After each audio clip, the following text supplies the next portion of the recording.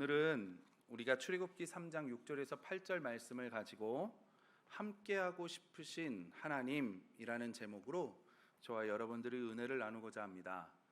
출애굽기 3장은 이제 2장 마지막 부분에 여러 해 후에 애굽 왕이 죽고 이스라엘 백성이 고된 노동으로 하나님께 부르짖을 때에 하나님께서 그 고통 소리를 들으시고 언약을 기억하셔서 이스라엘 백성들을 돌보셨다라는 말씀을 실행에 옮기시기 위해서 모세를 부르시고 모세에게 사명을 주시는 말씀입니다. 동족을 괴롭히는 애굽인을 죽인 사건 때문에 애굽에서 도망친 모세는 적막한 미디안 광야에서 또 다른 40년이라는 세월을 보내야 했습니다.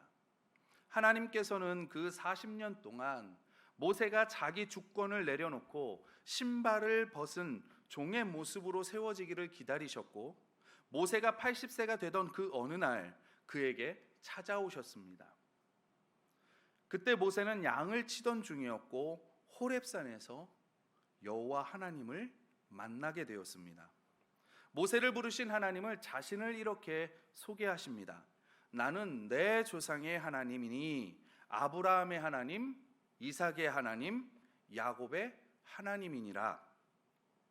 하나님께서는 다시 한번 모세에게 아브라함과 이삭과 야곱에게 언약하신 그 언약을 기억하게 하시며, 그리고 그 언약을 지켜주시려고 하고 있습니다. 오늘은 이 말씀을 통해서 하나님의 신실하심과 그리고 이스라엘을 구원하시기 위한 하나님의 계획하심, 이것을 우리가 살펴보면서 은혜의 시간이 되시기를 바랍니다. 첫 번째는 하나님은 항상 우리 중에 계십니다. 양을 치는 모세가 호렙산 위에서 이상한 현상을 하나 보게 됩니다. 우리 2절 말씀을 다 같이 읽어볼까요? 화면에 나옵니다. 2절 말씀 시작. 여호와의 사자가 떨기나무 가운데로부터 나오는 불꽃 안에서 그에게 나타나시니라. 그가 보니 떨기나무에 불이 붙었으나 그 떨기나무가 사라지지 아니하는지라. 아멘. 모세는 양떼를 치다가 불은 붙었지만 타지 않는 떨기나무 하나를 발견하게 됩니다. 여러분, 떨기나무는 광야에서 우리가 쉽게 볼 수 있는 키가 작고 볼품 없는 가시덤불의 한 종류입니다.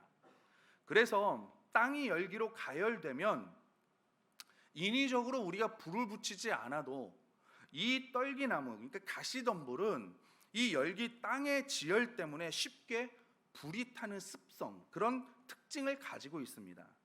아마 모세는 이 미디안 광야에서 40년 동안 양을 치면서 그 현상들을 간혹 목격했을 겁니다. 가시덤불이 자연적으로 불이 붙어서 다 없어지는, 재가 되어 날아가는 그런 모습들을 모세는 보았고 상상했을 겁니다. 그런데 오늘 본 떨기나무는 불은 붙었는데 나무가 타지 않고 사라지지 않는 겁니다. 모세는 그것이 너무나 신기했습니다. 내가 이전까지 경험해보지 못했던, 내가 지금까지 보지 못했던 그런 한 현상이 눈앞에서 나타났기 때문에 모세는 그 떨기나무가 너무 궁금해서 그 앞으로 갈 수밖에 없었습니다. 이 볼품없는 앙상한 가지만 가지고 있는 떨기나무는 이스라엘을 말합니다. 그리고 불꽃은 이스라엘이 지금 받고 있는 어려움, 고난, 고통, 환난 등을 이야기합니다. 이 모습을 본 모세는 아마 자신의 처지와 이스라엘 백성들의 처지를 생각했을 겁니다. 자신의 나이 이제는 80세의 고령입니다. 여러분, 이제 무슨 인생의 소망이 있겠습니까? 광야에서 지내며 그것도 처가살이하며 가시떨기가 널린 거친 들판과 수고와 슬픔뿐인 외로운 나이든 몸만 덩그러니 남아 있습니다. 여기에 무슨 변화가 있고 어떤 희망이 있겠습니까? 40년 동안 보는 모습, 그 광야, 그 모래, 똑같은 모습. 무슨 기대를 하며 모세가 살고 있었겠습니까?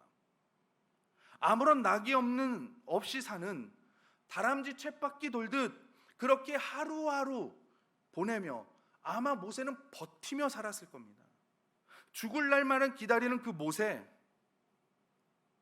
어느 날 그 모세에게 여호와의 사자가 찾아옵니다. 그리고 자신이 누구인지, 왜 40년을 기다렸는지, 지금부터 자신이 해야 될, 모세가 해야 할 일이 무엇인지 그것을 일깨워주기 시작을 합니다. 전혀 상상할 수 없는 경험이었습니다. 모세는 자신이 80년 생애를 새롭게 해석이 되는 겁니다.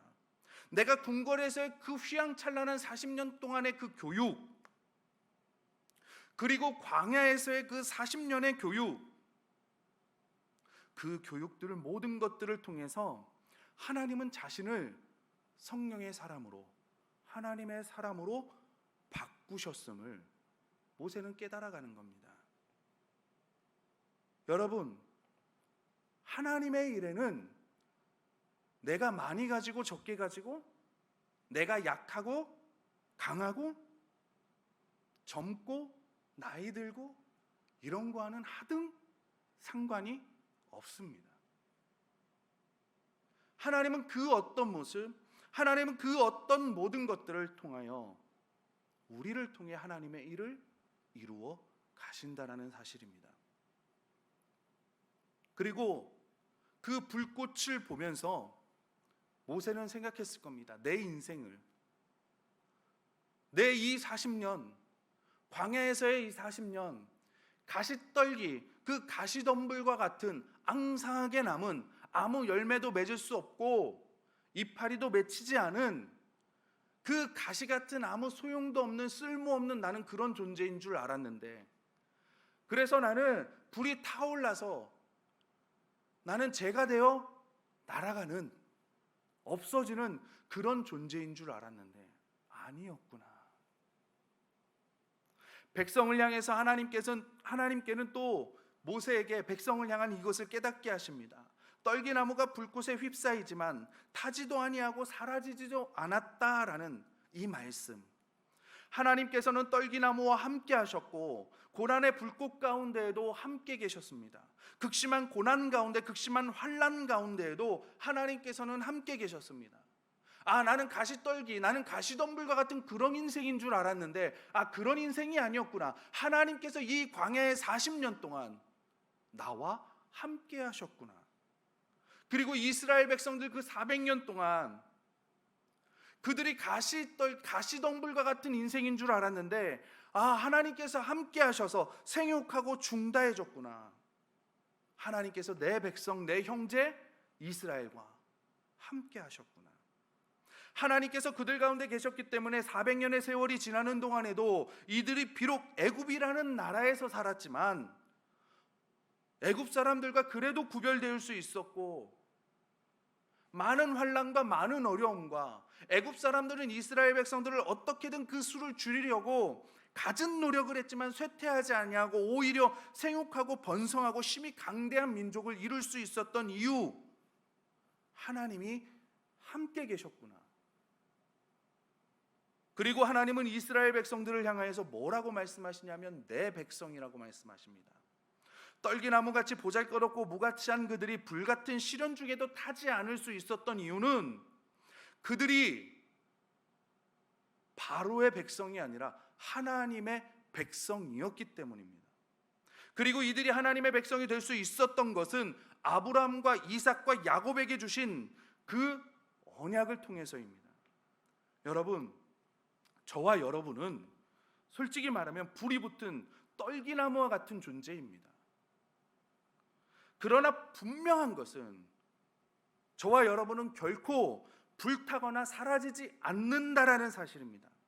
세상이 아무리 악하여져도, 예수를 믿는 것 때문에 내가 핍박을 받아도, 혹은 가시덤불 같은 상황이더라도, 더 나아가서 그 가시덤불에 불꽃이 활활 타오를지라도 저와 여러분은 결코 쓰러지지 않습니다. 왜 그렇습니까?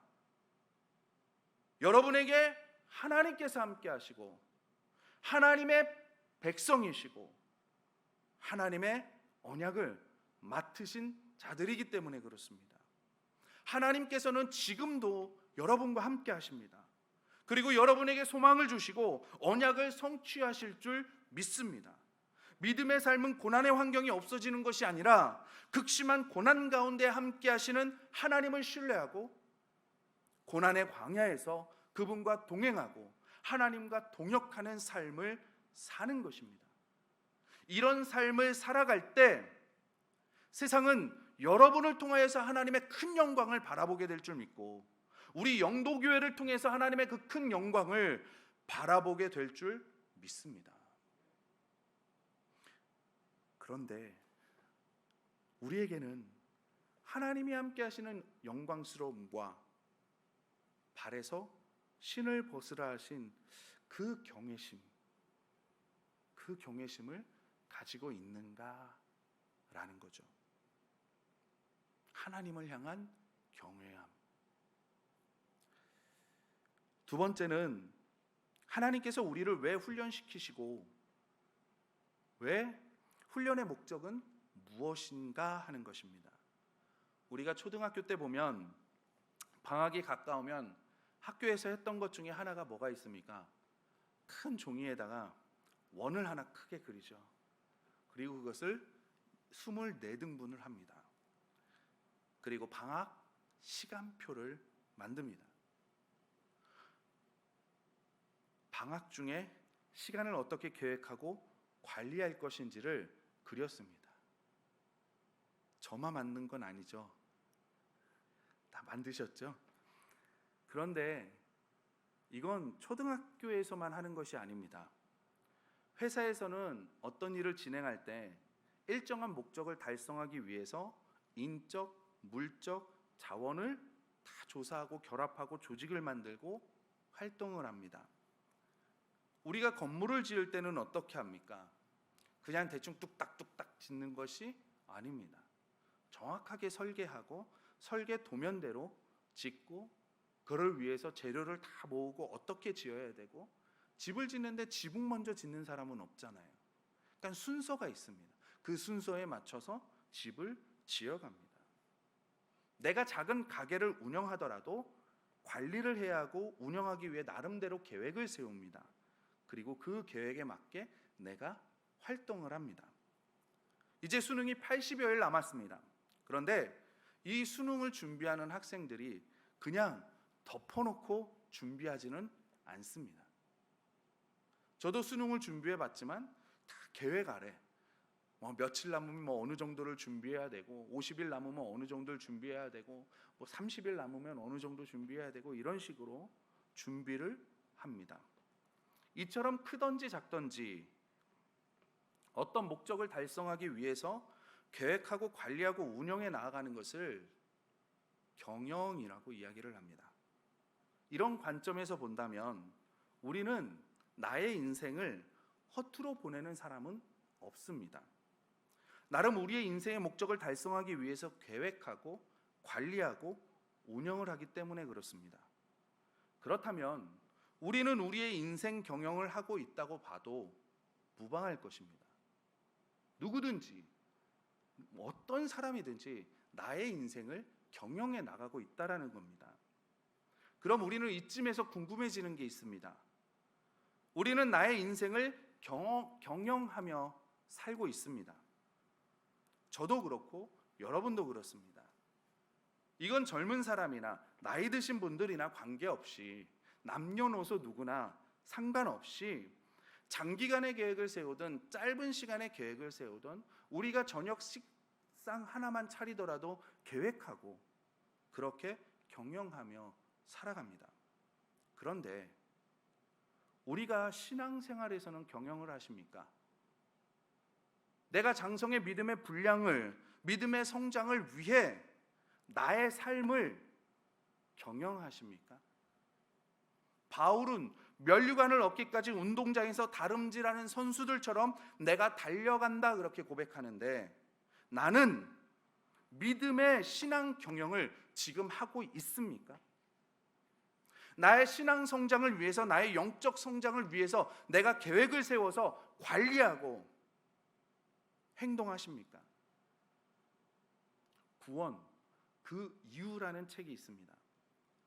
구원받은 이후에 그리스도인으로서 어떻게 살아갈 것인가? 우리가 예수 그리스도로 말미암아 구원함을 받았고 내가 예수님을 믿음으로 구원함을 받았습니다. 이것이 끝이 아닙니다. 우리는 이제부터가 시작입니다. 성경은 창세기부터 요한계시록까지 총 1189장으로 이루어져 있습니다. 창세기 1장, 2장은 창조와 에덴 동산의 이야기입니다. 그리고 계시록 21장, 22장은 새 하늘과 새 땅에 대한 말씀입니다. 앞에 두 장과 그리고 뒤에 두 장을 빼고 이 네 장을 뺀 1185장, 우리가 읽는 우리가 보고 있는 이 성경은 예수 믿는 사람, 즉 그리스도인들이 이 땅을 어떻게 살아가야 하는지에 대해 말씀하고 있습니다. 구원, 그 이후의 삶을 우리가 이 땅에서 어떻게 살아가야 하는지 그 성경은 우리에게 말씀해 주고 있습니다. 우리 오늘 본문 말씀 7절에서 8절 말씀, 7절 8절 말씀 우리 다 같이 한번 읽어보도록 하겠습니다. 7절 8절 말씀입니다. 시작. 여호와께서 이르시되 내가 애굽에 있는 내 백성의 고통을 분명히 보고 그들이 그들의 감독자로 말미암아 부르짖음을 듣고 그 근심을 알고 내가 내려가서 그들을 애굽인의 손에서 건져내고 그들을 그 땅에서 인도하여 아름답고 광대한 땅, 젖과 꿀이 흐르는 땅, 곧 가나안 족속, 헷 족속, 아모리 족속, 브리스 족속, 히위 족속, 여부스 족속의 지방에 데려가려 하노라. 아멘. 이 7절에서 8절 말씀을 우리가 잘 살펴보면 하나님께서 우리를 왜 훈련을 시키시고 그리고 훈련의 목적인지를 우리가 알 수 있습니다. 하나님께서 내 백성의 고통을 분명히 보고 그들이 그들의 감독자로 말미암아 부르짖음을 듣고 그 근심을 알았다. 하나님은 말씀하십니다. 이스라엘 백성들이 힘들어하는 모습, 울부짖는 소리, 고통당하는 것을 보고 하나님께서 듣고 아셨습니다. 누가 아셨습니까? 하나님께서 아셨습니다.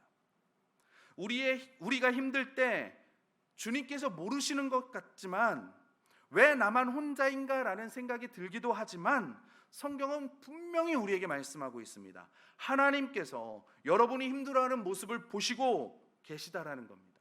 그리고 그 가운데 여러분이 힘들고 신음할 때 하나님께서 그 신음소리를 들으시고 여러분의 고통을 아신다고 성경이 말씀하고 있습니다.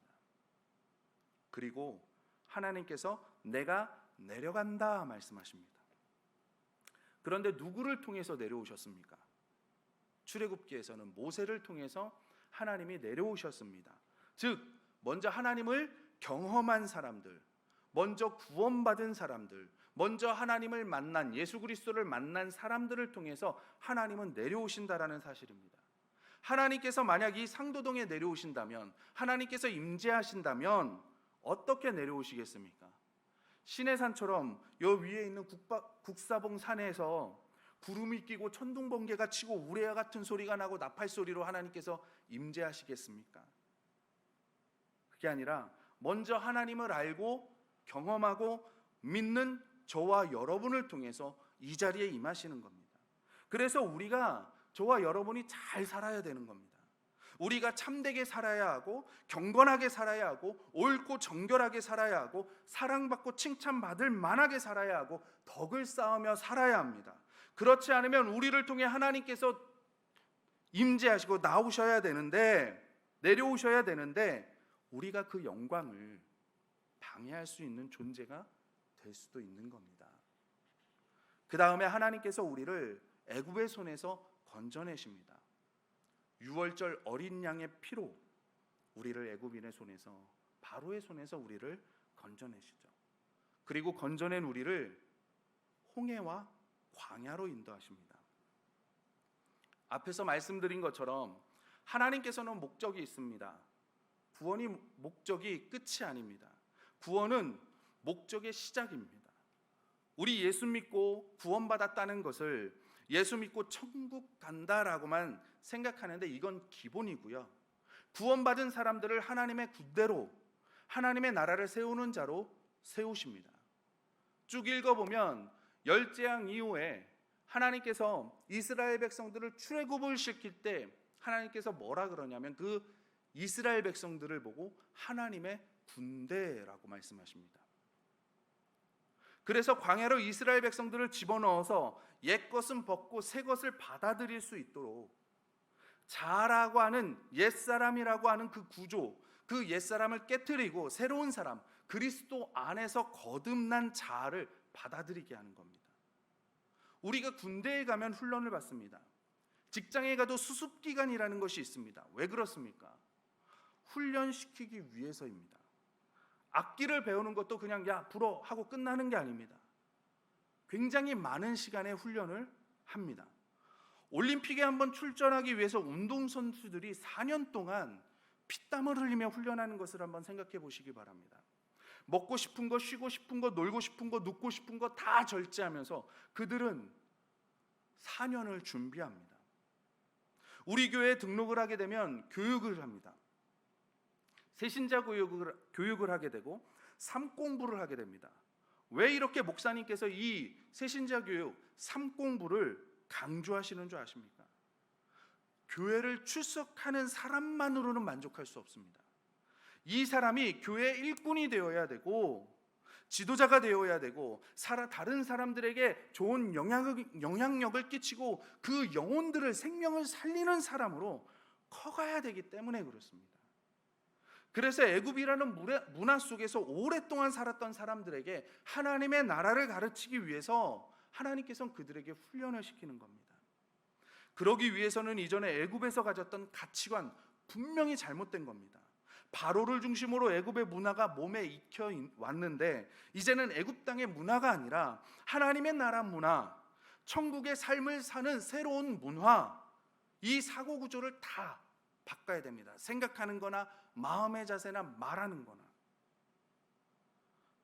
자기를 내려놓게 하십니다. 날마다 자기 십자가를 지고 매일매일 자기를 부인해야 자기를 따라올 수 있다. 주님께서는 말씀하십니다. 요즘 흔히 쓰는 말로 예수로 사는 삶, 그런 삶을 살아야 하나님의 일꾼이 하나님 나라를 세워가는 사람이 됩니다. 그렇지 않겠습니까? 예수님께서 야 이쪽으로 가자. 그런데 싫어요. 난 이쪽으로 가고 싶어요. 반대로 가고 이것 좀 하자. 다른 일을 하고 그러면 같이 동역할 수가 없습니다. 자기애가 강한 사람은 남의 말을 절대 듣지 않습니다. 다 자기 입장에서만 생각하는 사람은 남을 생각하지 않고 자기 마음대로 생각합니다. 그런데 그러니까 자아가 강한 사람, 남편의 소리 절대 안 듣습니다. 아내의 소리 안 듣습니다. 자식의 소리 안 들립니다. 오직 자기 이야기만 합니다. 자기에게 취해 있는 사람은 남의 얘기를 못 듣습니다. 남의 얘기만 못 듣는 게 아니라 하나님의 소리도 음성도 듣지 못합니다. 그래서 우리가 사는 게 중요합니다. 어떻게 사는 게, 어떻게 살아야 되겠습니까? 그래서 하나님께서 훈련을 시키는 겁니다. 그렇게 훈련이 되어지면 이제 우리를 데려가십니다. 하나님께서 우리가 하나님께 맞출 수 있도록 신의 산에서 가르쳐 주시는 겁니다. 신의 산으로 데려가서 이제는 하나님께서 뭘 좋아하시는지, 뭘 싫어하는지, 우리가 연애를 하면 무엇을 제일 먼저 합니까? 이 남자가, 이 여자가 좋아하는 거는 뭔지, 싫어하는 거는 뭔지, 우리가 결혼하면서 맞춰가는 게 뭡니까? 내 남편, 내 아내가 좋아하는 게 뭔지, 싫어하는 것이 무엇인지 서로 알아가는 겁니다. 그래서 싫어하는 거는 줄여가고 좋아하는 거는 더 해주고, 신의 산에서 하나님께서 자기 자신에게 대해 계시하십니다. 나는 나를 존중하지 않는 사람은 싫어. 나와 한 약속을 잘 지키는 사람을 난 좋아해. 내가 한 말을 안 지키는 사람은 난 싫다. 부모님을 잘 섬기는 사람을 좋아한다. 도둑질하는 사람을 싫어한다. 거짓말하는 사람을 싫어한다. 남의 것을 탐하는 사람, 불선시한 사람은 나는 싫어해. 그것을 가르쳐 줍니다. 그리고 예배로의 초대, 하나님과의 동행, 하나님과의 동거입니다. 우리가 주님 안에 거하고 주님이 우리 안에 거하심으로 세워집니다. 교회 성전에서의 예배를 경험하고 목장에서의 삶의 예배를 경험하고, 이것이 하나님께서 저와 여러분을 향한 계획입니다. 우리가 하나님을 예후하면 하나님께서 얼마나 좋아하시겠습니까? 하나님께서 마음껏 복을 주실 수 있는 근거를 우리가 마련해야 합니다. 어떻게 해요? 하나님을 예후하는 겁니다. 그래서 계시가 필요한 겁니다. 그래서 우리가 성경을 공부하지 않고 우리가 말씀을 배우지 않으면 하나님을 내 지식으로 섬기게 됩니다. 부모님의 갈망은 뭡니까? 용돈 많이 주는 겁니까? 자녀들이? 자녀와 함께 살고 싶어 하는 겁니다. 자녀와 함께 하고 싶어 하는 겁니다. 그런데 이건 우리 부모님의 마음뿐만이 아니라 하나님의 마음도 동일합니다. 하나님도 우리와 함께 하고 싶어 하십니다. 하나님은 뭐라고 말씀하십니까? 하나님이 먼저 말씀하십니다. 내가 너희 가운데 있기를 원한다. 내가 너희 가운데 있을 것이다. 내 인생 속에, 나의 가정 속에, 나의 직장 사업 일터 속에 하나님은 함께하고 싶어 하십니다. 같이 살기 원하십니다. 같이 대화하고 같이 의논하고, 하나님과 우리의 관계가 같이 살고 싶다는 겁니다. 그래서 하나님께서 우리에게 같이 살면서 주고 싶은 것이 많이 있는데, 같이 살면서 영향력도 주고 싶고 부요함도 주고 싶고 우리에게 하나님의 그 권세도 주고 싶어 하시고, 그래서 성막의 삶, 예배의 삶, 이런 가나안의 삶을 의미합니다. 저는 우리 영도교회 모든 성도님들이 말씀으로 나의 인생을 경영하면서 면류관을 위하여 다름질하여 하나님 앞에 영광의 면류관을 쓰시는 여러분들이 되셨으면 좋겠습니다. 이 땅을 살면서 와, 난 왜 혼자야? 이렇게 말씀하시는 것이 아니라, 그래, 하나님은 나와 함께 하시지. 그래, 하나님은 항상 나와 함께 하시지. 나의 신음도 들으시고 나의 찬양도 받으시고 나의 예배도 받으시고, 그런 놀라운 축복을 누리시는 우리 영도교회 귀한 하나님의 자녀들 여러분들이 되시기를 주님의 이름으로 소원합니다.